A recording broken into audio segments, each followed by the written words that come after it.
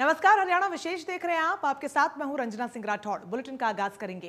पंचकुला से सीएम मनोहर लाल ने डायल 112 की शुरुआत की। करीब 90 करोड़ रुपए की लागत के साथ इस नई इमरजेंसी को लॉन्च किया गया। इस इमरजेंसी के तहत पुलिस को कॉल करने पर 15 से 30 मिनट के अंदर, ग्रामीण क्षेत्रों में आपको बता दें तो वहीं 30 मिनट के अंदर आपातकालीन स्थिति में सुविधा मिलेगी। दरअसल पंचकुला के सेक्टर 1 में पहले से ही एक आधुनिक भवन का निर्माण किया गया है, जहां पर कंट्रोल रूम होगा। योजना के तहत सभी जिलों को पुलिस वाहन मुहैया करवाए गए हैं। यहां पर हिंदी, अंग्रेजी, हरियाणवी और पंजाबी समझने वालों को नौकरी दी जाएगी। ये कर्मचारी प्रदेश भर से आने वाले फोन कॉल्स को सुनकर आगे रिस्पांस टीम को जानकारी देंगे। महिलाओं और छात्राओं को तत्काल मदद इससे मिल सकेगी। सभी गाड़ियां जीपीएस से लैस होंगी। उनके मूवमेंट पर मुख्यालय की भी नजर रहेगी।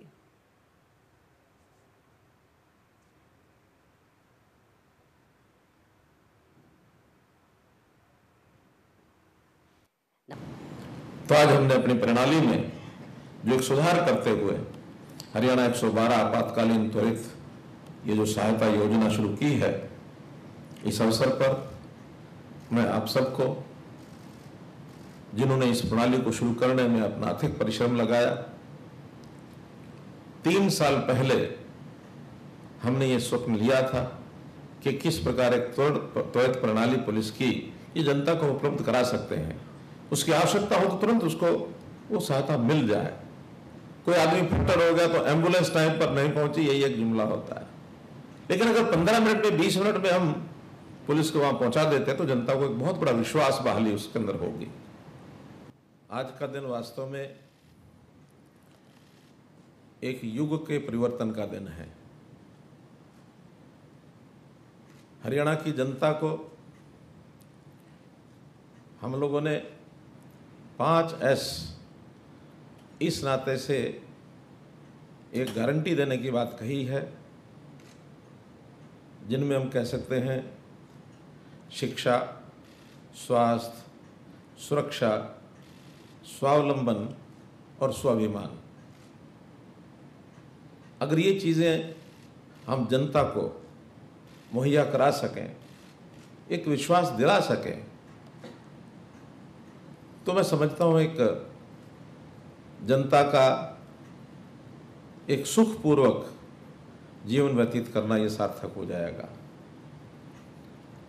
तो इनमें से आज अगर विचार करते हैं तो जो ये प्रणाली हम शुरू कर रहे हैं, आपातकालीन त्वरित एक सुरक्षा प्रणाली, इससे सुरक्षा और स्वाभिमान ये दोनों सुनिश्चित होते हैं। इतना आपको बताता हूं मैं, वास्तव में ये विचार भी जब आया, कुछ अपने प्रदेशों में कहीं ना कहीं ये चीजें शुरू हुई थी।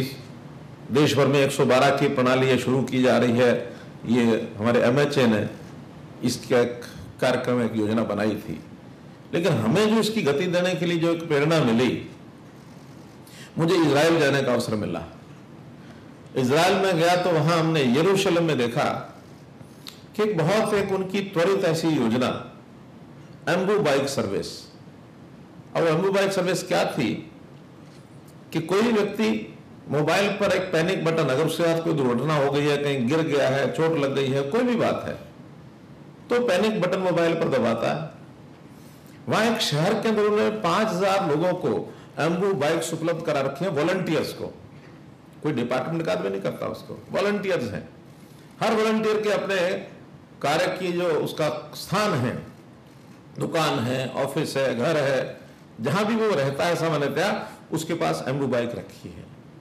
जैसे ही उस पैनिक बटन का कंट्रोल रूम में मैसेज आता है, तो कंट्रोल रूम जीपीएस के माध्यम से उस घटना, उस स्थान के आसपास के 1 किलोमीटर के अंदर अंदर, इवन 200-300 मीटर में भी वहां 4-5 एम्बू बाइक्स होती हैं।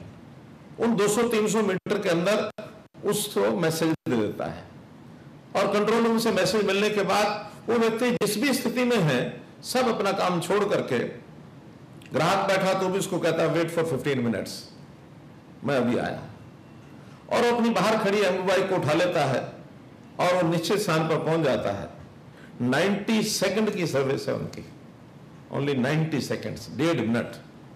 हमारा तो क्योंकि बहुत बड़ा विस्तृत क्षेत्र है, हमने 15 मिनट से 20 मिनट तक रखा है। ये भी बहुत अच्छी सर्विस है, वरना तो तो वहीं इस मौके पर गृह मंत्री अनिल विज ने इसे क्रांतिकारी कदम बताया और कहा कि हम प्रदेशवासियों से ये वादा करते हैं कि पुलिस 15 मिनट के भीतर आपकी मदद के लिए पहुंचेगी। कार्यशील मुख्यमंत्री मनोहर लाल जी, हरियाणा विधानसभा के अध्यक्ष ज्ञानचंद गुप्ता जी, मंच पर आसीन अन्य सभी अधिकारीगण, उपस्थित बंधुओं, लगभग 52 साल की पब्लिक लाइफ है मेरी, और अपनी इस पब्लिक लाइफ के समय में जब भी कहीं कोई घटना दुर्घटना हुई और अपनी आदत के अनुरूप मैं जब भी वहाँ पहुँचा,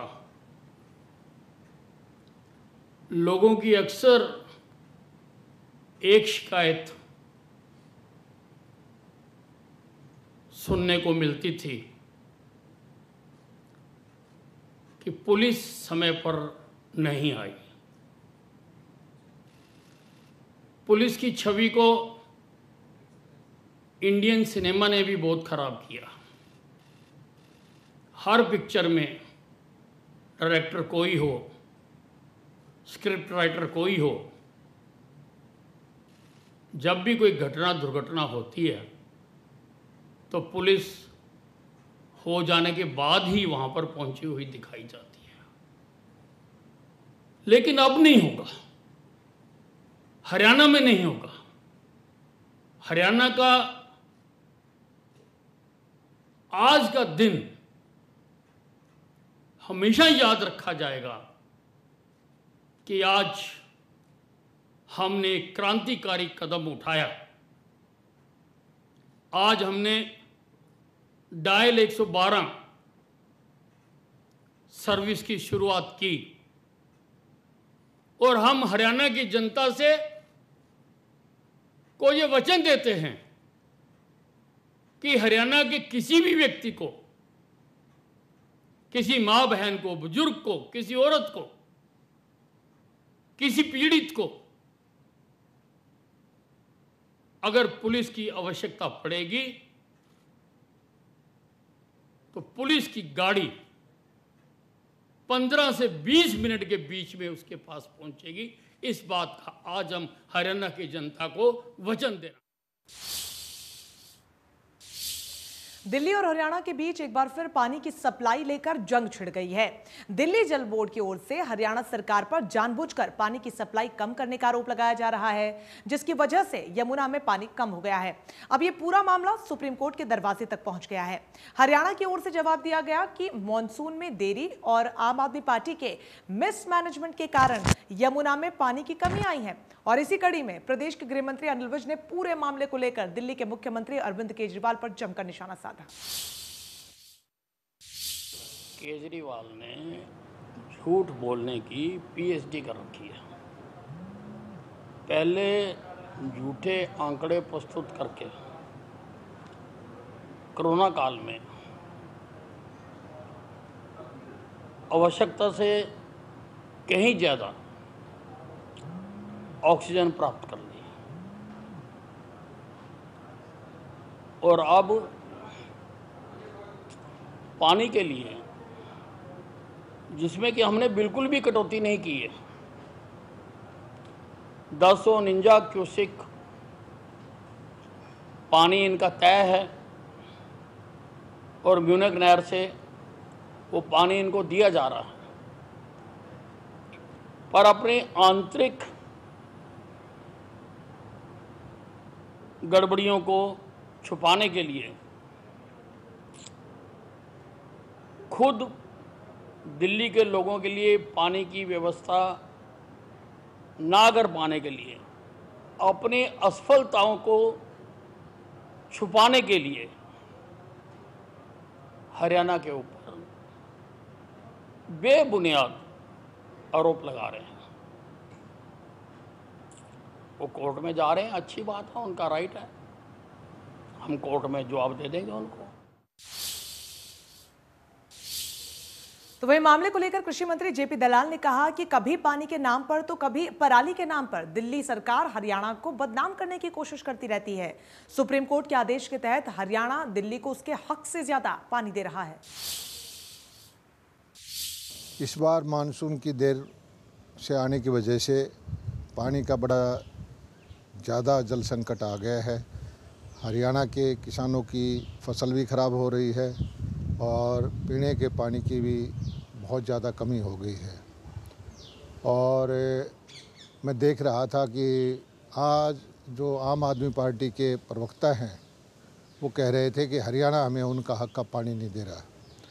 वो सरासर झूठ बोल रहे हैं। उनका पानी का जो हक है वो 719 क्यूसेक का बनता है। 1996 के अंदर सुप्रीम कोर्ट के आदेश से उनके लिए 330 क्यूसेक पानी अतिरिक्त देने का फैसला हुआ, जिसका हरियाणा ने सम्मान किया और 1049 क्यूसेक पानी उनको लगातार हम दे रहे हैं। चाहे हमारे हरियाणा के किसानों को पानी मिले या ना मिले, उनका पानी हम नहीं घटने देते। पिछले महीने उन्होंने सुप्रीम कोर्ट में पिटीशन डाली कि हरियाणा दिल्ली के हक का पानी नहीं दे रहा। वो सुप्रीम कोर्ट ने यमुना जल बोर्ड के अपर यमुना बोर्ड के अधिकारियों से जांच कराई और उनकी रिपोर्ट को देखते हुए कि हरियाणा पूरा पानी दे रहा है, उनकी पिटीशन को डिसमिस कर दिया। उसके बावजूद वो हरियाणा को बदनाम करने की कोशिश कर रहे हैं। ये हरियाणा की जनता बर्दाश्त नहीं करेगी। बल्कि पंजाब में इलेक्शन है, केजरीवाल साहब ये जाके क्यों नहीं कहते पंजाब को कि हरियाणा का जो एसवाइल का पानी है वो हरियाणा को दे दे। वो हरियाणा को बदनाम करने की जो उनकी प्रवृत्ति है उसको बंद करे। चाहे वो पानी का मुद्दा हो तो हरियाणा को बदनाम करते हैं, चाहे धुआं आता है, दिल्ली में पॉल्यूशन फैला हुआ है तो हरियाणा के किसानों को पराली जलाने का झूठा। तो वहीं सिरसा में डिप्टी स्पीकर रणबीर गंगवा की गाड़ी पर पथराव को लेकर गृह मंत्री अनिल विज ने कहा कि मामले की जांच के लिए हिसार आईजी को जांच के आदेश दे दिए गए हैं और रिपोर्ट के मुताबिक कार्रवाई भी की जाएगी और किसी को भी कानून अपने हाथ में नहीं लेने देंगे। नहीं, बिल्कुल इनके ऊपर नियंत्रण लगाया जाएगा और आंदोलन है, आंदोलन करें, धरना दें, जुलूस निकालें, भूख हड़ताल करें, लेकिन कानून को अपने हाथ में नहीं लेने दिया जाएगा। जहाँ जहाँ पर लिया जाएगा वहाँ पर सख्त कार्रवाई की जाएगी। आज भी मामले की जांच करने के लिए आईजी जो हिसार रेंज हैं उनको आदेश दिए गए हैं कि वो मौके पे जाके सारे मामले की जानकारी हासिल करें और जो वो रिपोर्ट देंगे उस पर कार्रवाई की जाएगी। तो वहीं कृषि कानूनों के विरोध में आंदोलन कर रहे किसानों ने एक बार फिर दिल्ली बॉर्डर का रुख किया है। किसान नेता गुरनाम चडूनी ने कहा कि सरकार ये ना सोचे कि किसानों में जोश कम हो गया है। बीते 5.5 महीने से बॉर्डर पर कोई काम नहीं होने की वजह से किसानों की संख्या जरूर कम हुई है, लेकिन किसान तीनों कृषि कानून रद्द करवाने के लिए अभी भी प्रतिबद्ध है।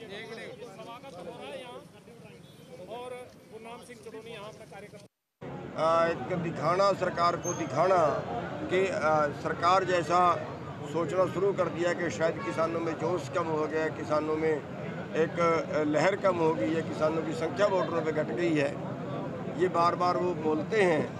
तो बॉर्डरों पे बेशक हमारी संख्या कम हो गई क्योंकि वहाँ पिछले 5.5 महीने से कोई काम नहीं है, कोई बड़ा आंदोलन हमने शुरू नहीं किया, सरकार ने बातचीत नहीं की, लेकिन लोगों के अंदर अभी वही जोश है। ये दिखाने के लिए हम बार बार ऐसे जत्थे ले जाते हैं। पहले करनाल से भी ले गए हैं, पानीपत से ले गए हैं, अम्बाड़ा से ले गए हैं, मोहाली से ले गए हैं, अब डेरा बाबा नानक से ये बड़ा जत्था लेके पंजाब वाले भाई आए हैं। और एसपी गारंटी का कानून बनाएंगे, ये किसी पार्टी ने बोला। मैंने ये बोला है, मैंने ये नहीं कहा कि मेरे को मुख्यमंत्री बना दो। मैंने ये कहा है कि आप लोग जो पंजाब की जथेबंदियाँ उनको सबसे पहले आगे तो उन्हीं को लगना चाहिए। मैं पंजाब मॉडल मिशन पंजाब के जनता का राज जनता के पास, ना कि जनता का राज कारपोरेट के पास। अंबाला की मेयर शक्ति रानी शर्मा आज एक्शन मोड में नजर आई। मेयर शक्ति रानी शर्मा गुरु गोविंद सिंह लाइब्रेरी का निरीक्षण करने के लिए पहुंची, जहां पर उन्होंने लाइब्रेरियन और पढ़ाई करने आए बच्चों से लाइब्रेरी की जरूरतों और कमियों के बारे में जानकारी ली। इस दौरान नगर निगम के अधिकारी भी मौके पर मौजूद रहे।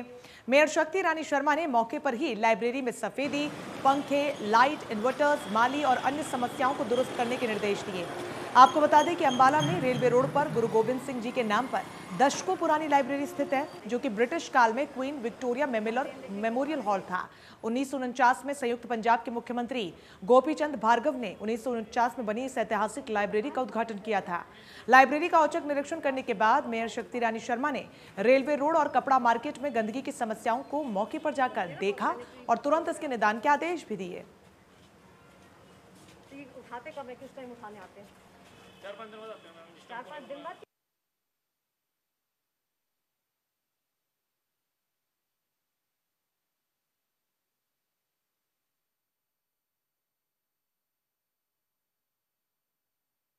तो अधिकारियों को इस दौरान उन्होंने सख्त निर्देश दिए। बड़ी तस्वीरें भी हमने आपको दिखाई, जहां पर पहले तो वो लाइब्रेरी का निरीक्षण करने के लिए पहुंची और वहां पर पढ़ने के लिए आए बच्चों से भी वहां की जरूरतों और कमियों के बारे में जानकारी ली। इसके अलावा लाइब्रेरी के जो तमाम अधिकारी से उनसे भी बातचीत कर तमाम जो समस्याएं हैं उनको दुरुस्त करने के उन्होंने निर्देश दिए। उसके बाद वो मुख्य बाजार में भी पहुंची और वहां पर साफ सफाई का उन्होंने जायजा लिया। गंदगी को देखकर खासी नाराज वो नजर आई और जल्द से जल्द उसके निपटा को लेकर भी उन्होंने जल्द आदेश दिए हैं। तो यहाँ पर औचक निरीक्षण के लिए मेयर शक्ति रानी शर्मा पहुंची। लगातार एक्शन मोड में वो नजर आ रही है मेयर बनने के बाद से ही, और एक के बाद एक लगातार बड़े निर्देश भी वो दे रही हैं। इसी सिलसिले में वो लाइब्रेरी का निरीक्षण करने के लिए पहुंची। 1949 से स्थापित ये लाइब्रेरी और इसकी तमाम व्यवस्थाओं को देखने के लिए वो पहुंची थी।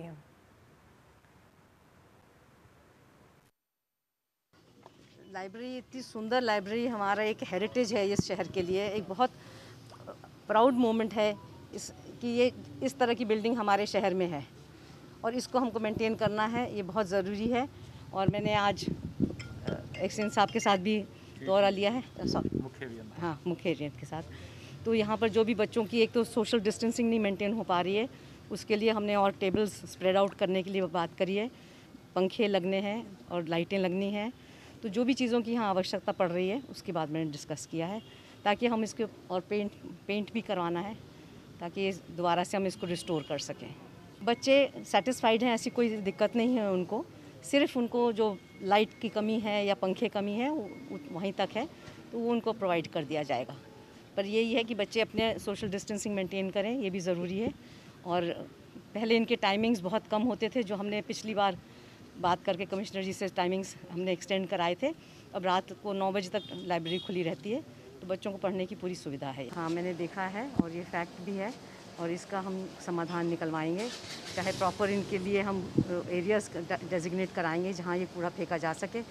जैसे अब इस जगह पे, पर्टिकुलर जगह पे पूरे में फैला हुआ है कूड़ा, तो इतना फैलाना ज़रूरी नहीं है। इसको कॉन्सेंट्रेट करके 1-2 एरियाज़ बना सकते हैं जहाँ पे डंपिंग एरियाज़ हों और रेगुलर लिफ्टिंग हो। और यहाँ पे मुझे कंप्लेन ये मिली है कि 2-2, 3-3 दिन तक लिफ्टिंग नहीं होती है, तो इसका भी हम समाधान निकालेंगे, प्रायोरिटी पे लेंगे। और इसको अभी मैं बात करके कमिश्नर साहब से इसका कुछ समाधान निकाल। 23 जुलाई से खेल के कुंभ यानी ओलंपिक का आगाज होने वाला है। 17 जुलाई को जापान की राजधानी टोक्यो के लिए खिलाड़ियों का पहला जत्था रवाना होगा और इसके लिए भारतीय खेमे ने भी पूरी तैयारी कर ली है। 13 जुलाई को प्रधानमंत्री भी ओलंपिक के लिए भारतीय खिलाड़ियों से बात कर उनको शुभकामनाएं देंगे। तो वहीं चंडीगढ़ में टोक्यो ओलंपिक और उसमें भारतीय खेमे की तैयारी और चुनौतियों को लेकर भारतीय हॉकी टीम के पूर्व कप्तान सरदारा सिंह से खास बातचीत की हमारे सहयोगी विपिन परमार ने। टोक्यो ओलंपिक के लिए पूरा देश तैयार है और सबकी निगाहें उस पदक टैली पर रहने वाली हैं। ऐसे में खिलाड़ी के रूप में भी और एक जवान के रूप में भी जज्बा वही रहता है कि देश की शान, तिरंगे का मान सदा ऊपर रहना चाहिए। हमारे साथ इस समय बात करने के लिए सरदारा सिंह मौजूद हैं, जो कि पूर्व कप्तान रहे हैं भारतीय हॉकी टीम के। रिप्रेजेंटेशन किया है इन्होंने देश का, और जब हाथ में हॉकी होती थी तो मैं जिस तरह से कह रहा था, जज्बा वही था कि देश का मान वैसा ही रहना चाहिए। वर्दी में है, ट्रेनिंग चल रही है। सरदारा जी, जिस तरह से अब टोक्यो ओलंपिक की ताल जो है वो ठुक चुकी है और ऐसे में तमाम खिलाड़ी जो है वो तैयारी कर चुके हैं। बीइंग एन खिलाड़ी, आप जब इस तरह के टूर्नामेंट के लिए तैयारी करते थे तो दिमाग में क्या चल रहा होता था और इस समय खिलाड़ियों की मनोस्थिति क्या होगी? नहीं, देखिए ओलंपिक कोई भी एथलीट रहता है, उसका एक ड्रीम रहता है कि ओलंपिक में खेलना और उसके बाद ओलंपिक में मेडल जीतना, ये सारी चीज़ें हैं। और ये जितने भी बड़े इवेंट्स हैं ये 4-4 साल के बाद आते हैं और एक प्लेयर को बहुत ज़्यादा सेक्रीफाइस करना पड़ता है। और आई एम श्योर कि जो मेरा हॉकी में एक्सपीरियंस है और बेंगलोर में जो भी हमारा कैंप चल रहा है और अभी मैं नेशनल टीम का सिलेक्टर भी था और प्लेयर मोस्टली मेरे साथ जो खेले हैं अभी टीम में जा रहे हैं, तो बेस्ट विशेस है उनको, आई एम श्योर। क्योंकि आजकल की जो हॉकी है वो डिपेंड है, क्योंकि हॉकी जो पिछले 8-10 साल से हमारी टीम ने हमारी कंट्री में इम्प्रूव हुआ है, तो मेरे ख्याल से अभी हमारा रैंक 4th है, 4th-5th के आसपास। हरियाणा विशेष में फिलहाल के लिए बस इतना ही, लेकिन लगातार बड़ी खबरों के लिए आप बने रहिए हमारे साथ। नमस्कार।